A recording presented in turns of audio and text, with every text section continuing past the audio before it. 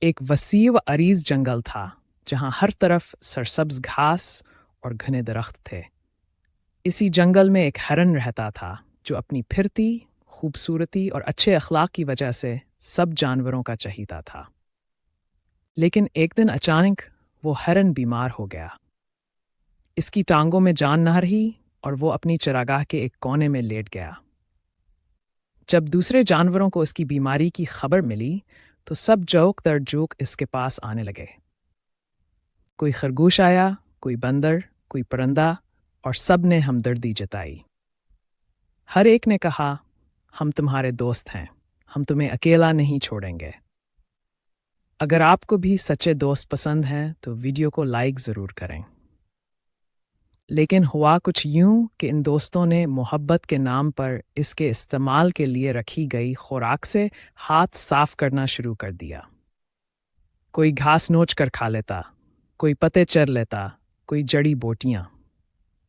کسی نے سوچا بھی نہیں کہ یہی خوراک اس بیمار ہرن کے جینے کا سہارا ہے۔ ہرن نے کئی بار کمزور آواز میں کہنا چاہا، میرے دوستو، براہ کرم میری چراگاہ کو برباد نہ کرو، یہ میرا سہارا ہے۔ مگر کسی نے اس کی فریاد پر کان نہ دھرے۔ دن گزرتے گئے۔ ہرن کی بیماری بدستور قائم رہی، لیکن اس کے ارد گرد کی گھاس، پتے اور سبزہ آہستہ آہستہ ختم ہو گیا۔ اس کے نام نہاد دوست روز آتے، ہمدردی جتاتے اور پھر تھوڑا سا کھا پی کر لوٹ جاتے۔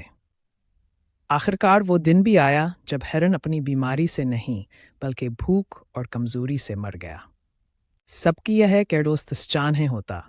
کچھ دوست محبت اور خیر خواہی کے نام پر ہماری جڑیں کاٹتے رہتے ہیں اور ہمیں تب سمجھ آتا ہے جب بہت دیر ہو چکی ہوتی ہے۔